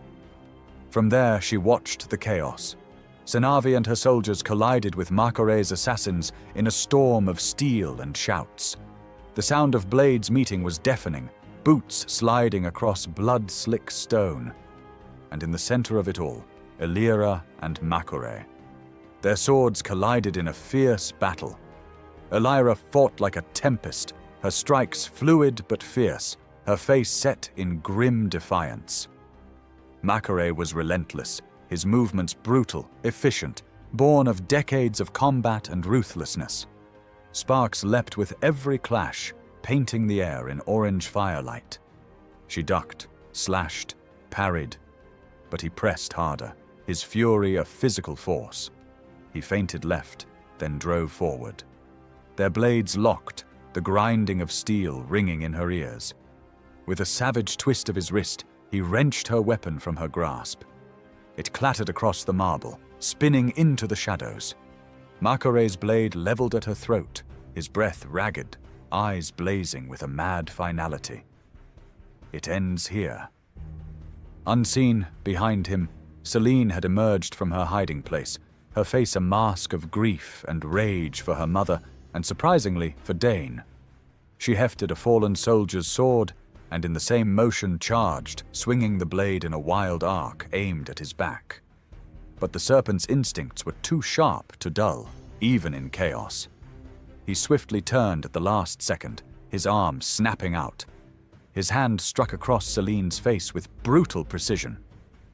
The sound cracked through the hall. Celine cried out, spinning away. She crashed into a row of council chairs, wood splintering beneath her. She slumped, motionless. Sentimental fool. Makore spat, his voice low and venomous, eyes never leaving Elira's. His sword rose high. You all are. Then he swung, an executioner's stroke. Steels clashed with a shriek that shook the room. Senavi intercepted the blow, their blade a hair's breadth from Elira's face. She shoved forward, eyes blazing, teeth clenched in raw fury. With a vicious twist, she disarmed him, his sword skittering across the floor. Before he could react, Senavi's blade arched too close to his throat. His eyes widened in panic as he swiftly moved, narrowly avoiding death while grabbing his fallen sword. Their fight was a clash of titans, two storms colliding, every strike a detonation of strength and will, their movements sharp and exact. Makore scored a deep gash across Senavi's arm. Blood soaked into her armor, but she didn't yield. She countered with a diagonal slash that bit into his thigh, driving him back a step. He grinned through the pain, a man born for war, dying by it. Then he lunged, exploiting her wound, his sword thrusting for her ribs. Elira moved before thought and met his charge, their blades locking in a furious dance once more. He roared angrily, swinging viciously at her. Elira's sword was a blur of defensive strikes as Makore's strength bore down on her. You think you can kill me? He snarled, breath hot with fury. His blade ground harder against hers. You are a curse, Elira. A mistake your father should have snuffed out the moment you breathed. But he was too weak. He always was. Elira's jaw tightened. Every muscle in her body screamed as she held her ground, her blade trembling against his. His strength was monstrous, but she met it with the steel of something far stronger than brute force, conviction. My father's only weakness, she said through gritted teeth, her single eye blazing, was not eliminating monsters like you. Something cold and ugly curled at the corner of Makore's mouth, a cruel smile, sharpened by hatred. Then allow me to correct his mistake. With a savage twist of his wrist, he broke their locked blades apart and slammed forward. He pressed the attack with ruthless precision. Elira staggered, boots skidding across blood-slick marble as he drove her back. He was out to end her this time. Makore! Senavi's voice was a whip crack. He turned, just in time to see her arm snap forward. Time seemed to slow. The needle-thin dart, the same one she had once buried in his painted portrait, sang through the air. It was a whisper of polished steel, a promise made months ago now fulfilled. It found its mark not in his throat, but in the side of his neck, piercing deep into the cluster of nerves and arteries. Makore froze. His sword slipped from his fingers, clattering to the ground. His eyes went wide with disbelief. He reached up, fingers clawing weakly at the dart, but his body betrayed him. Blood welled dark and thick between his fingers. He staggered, choking. Elira didn't hesitate. With a cry that was part fury, part grief, she drove her sword forward. The steel punched through armor and flesh and bone, the sound a sharp, final crack. Makore gasped, a wet, shuddering sound. He stared down at the steel protruding from his chest, then at Elira, the child he called a curse, the survivor he could not break. His mouth opened as if to speak, but only blood came. He fell to his knees, the light in his eyes dimming. Senavi approached, silent, steady. She reached down, with a sharp pull, yanked the dart from his neck. She held it up before his heavy, fading eyes. "This belonged to Rezu," she said, her voice low and deadly, each word precise as a blade. "My most skilled commander, my most trusted friend, the man your assassins murdered on the road to Darai." Makore's eyes widened a fraction, a last flicker of realization crossing his face. "I vowed," Senavi continued, crouching beside him, "I would use this to end the one responsible." Her voice softened, but only with finality. "And I always keep my vows." The last of the light left Lord Makore's eyes. The knowledge of his complete and utter defeat, outmaneuvered, betrayed, and now personally avenged, was the final thing he took with him into the darkness. He fell forward, lifeless, his body collapsing at Elira's feet with a dull, echoing thud. A heavy silence filled the hall, pierced only by the thunder of chaos outside. Smoke drifted in through the shattered windows, carrying the scent of fire and blood. The air trembled with distant screams, clashing steel, and the roar of a burning city still at war. Jobel was already at Celine's side. He knelt beside her, pressing 2 fingers to her throat. A faint pulse fluttered beneath his touch. "She's alive," he said quietly, relief softening the steel in his voice. "Bruised but alive." Elira didn't answer. She stood over Makore's corpse, her chest heaving. Her sword trembled slightly in her grip, streaked with the dark blood of the serpent who had haunted every step of her life. The weight of it all, the blood, fire, vengeance, victory, settled in her bones like lead. The serpent lay at her feet, eyes glazed and empty, the architect of her exile and suffering finally undone. Senavi sheathed the dart with deliberate care. Her gaze lingered on the body, then rose to meet Elira's single, blazing eye. For a heartbeat, they simply looked at one another. No words, just 2 women who had clawed their way through hell to reach this moment. Senavi stepped closer and rested a blood-stained gloved hand on Elira's shoulder. A wordless acknowledgement of all they'd lost, all they'd won, and what's left to do. Outside, the war still raged. The shouts of soldiers and the clash of weapons echoed through the streets as Makore's remaining men fought like cornered beasts. The northern wall was no different. Beyond the gates, the last of Makore's vast army still battered the walls, their banners whipping in the infernal wind. Arrows rained from the battlement non-stop. Siege rams burned like pyres in the night, and the cries of dying men echoed in the night. Moments later, the main doors of the palace swung open. Elira emerged, flanked by Senavi and Jobel. Her cloak billowed in the heated wind, torn and blood-soaked, her single eye fierce as a blade's edge. In her hand, she carried Makore's severed head by the hair, its serpent-like sneer now forever stilled, the eyes glassy and void. Blood dripped steadily onto the marbled steps, marking a path from tyranny to retribution. Then Elira raised the head high. The torchlight caught the curve of its blade-shorn neck. The image burned across the night like a holy omen. For a moment, the chaos froze. The clash of steel faltered. Every soldier, ally and enemy alike, turned toward the steps of the palace where the true heir of Eldora now stood. Senavi stepped forward, her sword raised high, her voice cutting through the night like thunder. "The serpent is dead!" she roared. "Makore has fallen!" The words rolled across the burning capital, carried by wind and will. A great cheer erupted from the loyal ranks. a sound of pure, exhausted triumph. Soldiers raised their weapons, voices rising in a cry that shook the heavens. Makore's men, though still fighting in the streets, faltered. Some stared in disbelief. Others, seeing the truth raised high for them to witness, dropped their weapons. A few tried to flee, but Senavi's riders were upon them, cutting them down before they could vanish into the burning maze. The tide had turned.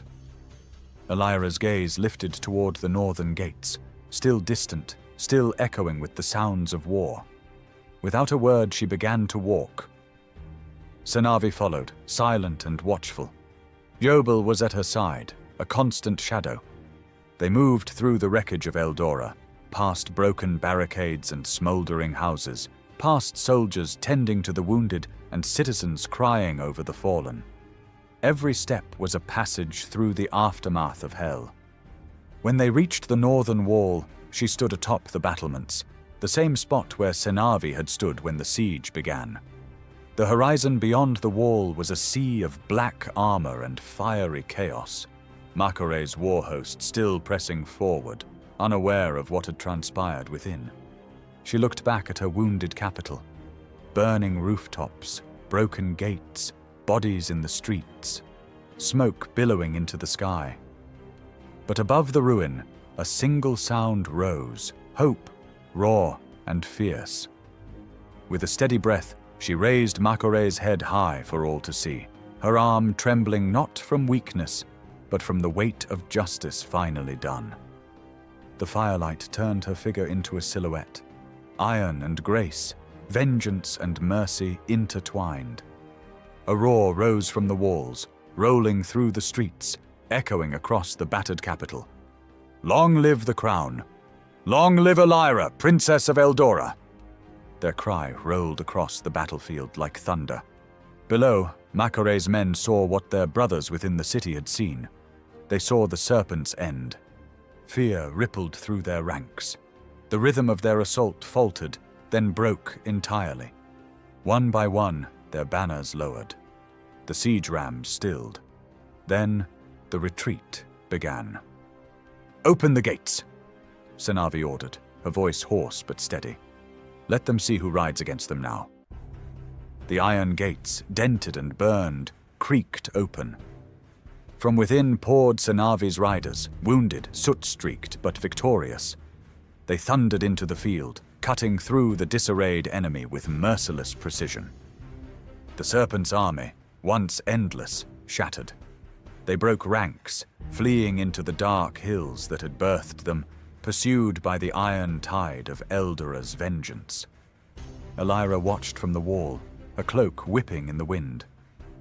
The kingdom roared beneath her, the city's surviving bells tolling not in alarm, but in triumph.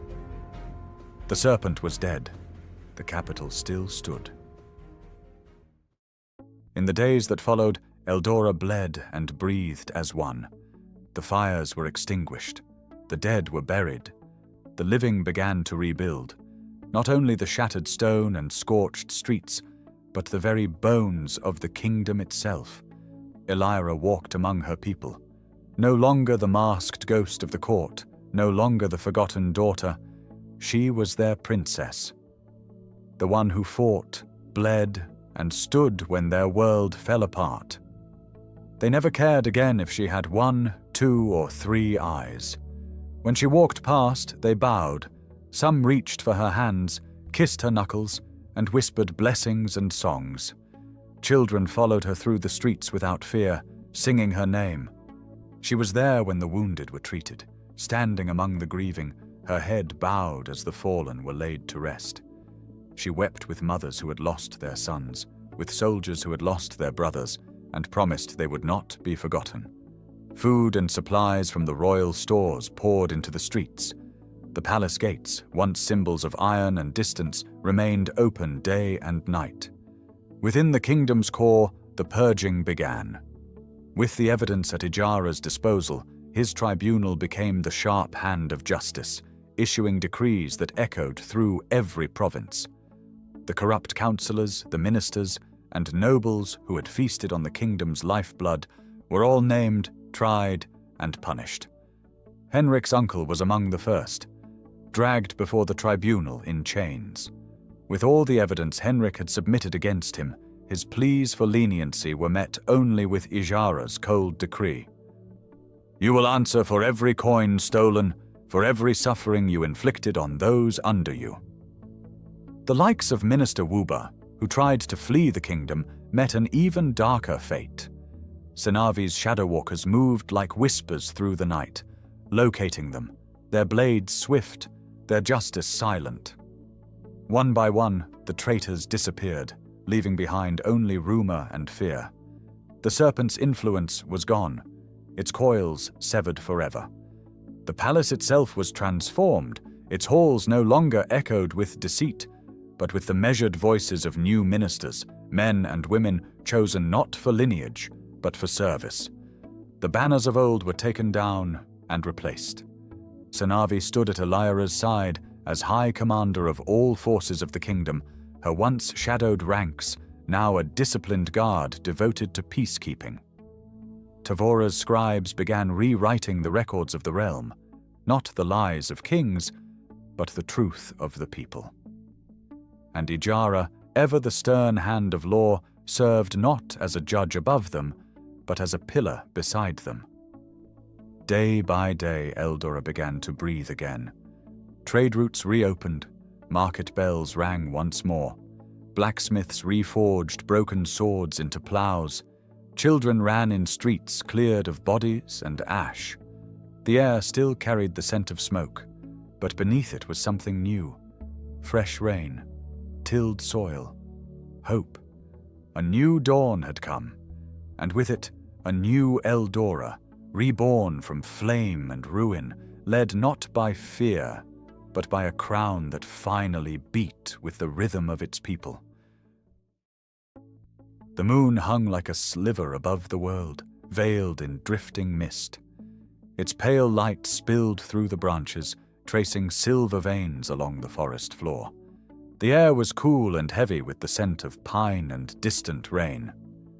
In the heart of the forest, 3 figures stood beneath the looming canopy. Elira, accompanied by High Commander Senavi and Jobel. The silence was broken by the soft shuffle of boots on leaves. From the darkness, a patrol emerged, their torches painting trembling circles of light on the trees. Between them, held gently but firmly, was Celine, blindfolded, hands loosely bound. Not as a prisoner, but as someone who had nothing left. Her steps were slow, unsteady.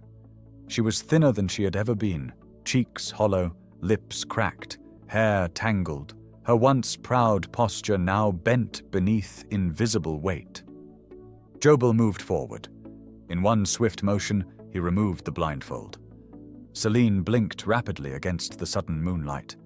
Her lips trembled, eyes unfocused until they found Elira standing before her. For a long, fragile moment, no one spoke.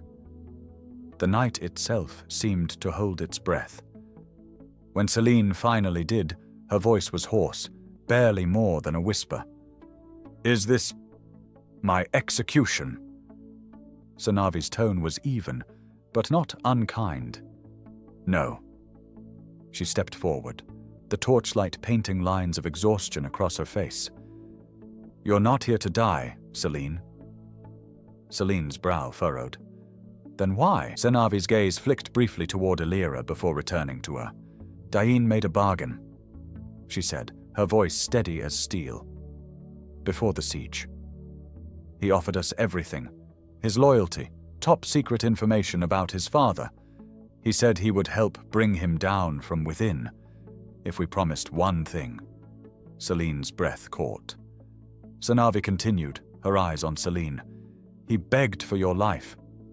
Asked that if Eldora survived, you would not be executed or caged, that you would be allowed to leave, alive, free, with no chains and no crown, and in return, you would never again lay claim to this kingdom."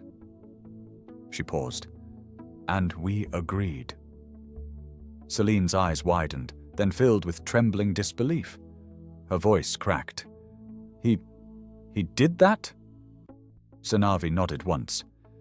He was willing to stain his hands with his father's blood just so you could walk away from all of this. Celine's lips parted, but no words came, only a broken sound. Elira watched her closely, saw the moment it shattered. Celine's shoulders began to tremble. Her knees buckled, and she sank to the forest floor as though the earth had pulled her down. Her hands covered her face. And she wept. Not the quiet tears of a princess, but the raw, ugly sobs of someone whose world had finally collapsed. Images rushed through her mind. Dane's pleading eyes, his voice that day at her solar, begging her to give him a chance, not as Makore's son, but as himself. She heard her mother's cold and cruel voice all those years, whispering poison in her ear. Dain is his father's son. He is a serpent. Do not trust him. And she'd believed it. Her nails dug into her palms. She lied. She whispered through her sobs. She made me hate him, made me hate everything that reminded her of Makore. She shook her head violently. I pushed him away. I never even gave him a chance. Her voice broke entirely. He died. Because of me. The forest held its breath. Elira stepped forward, slowly, carefully. She knelt beside Celine, her movement soft. Her hand hovered for a moment, then gently rested on Celine's shaking shoulder. Celine flinched, but Elira didn't pull away. Her voice was quiet, steady. He loved you, Celine. That was his choice. And this, letting you go, is mine. Celine looked at her, tears streaking down her face, disbelief swimming in her eyes. After everything I did, I'm not doing this because you are innocent, Elira said softly. I'm doing it because this must end somewhere. Hatred must end somewhere, and I want it to end with us. Celine's lips trembled, and for the first time, she leaned into Elira's touch. Senavi watched them, eyes narrowed not in anger, but in something like grief. Celine, she said quietly, you owe this kingdom nothing more except your word. You will leave tonight. You will go far beyond Eldora's borders, and you will never return. Celine nodded weakly. She turned to Senavi and whispered, I'm sorry for everything. Then to Jobel, a strained, grateful nod. Finally to Elira. Her voice broke. I don't deserve your mercy. Elira helped her to her feet. Then honor it. Live a life that makes it worth something. Fresh tears fell. Celine bowed deeply. I promise. I will go far away, and I will never bring harm to Eldora again. Senavi gestured. The soldiers stepped back, leaving the path open. No bound, no guards to escort her.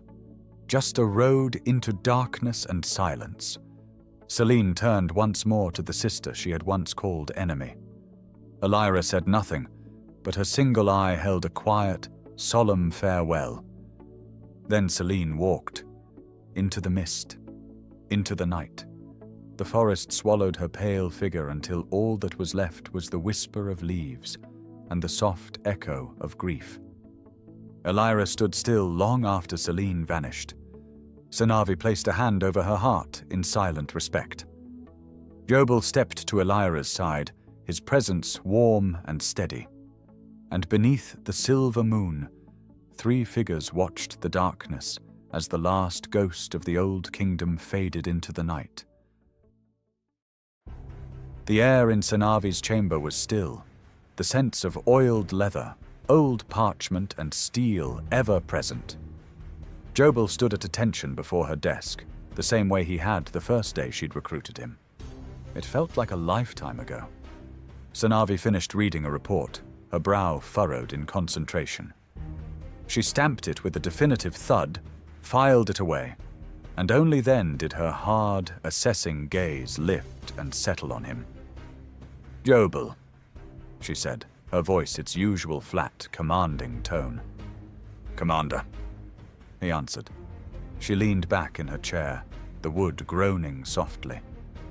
"Effective immediately, you are relieved of your duties as a soldier in the Royal Guard.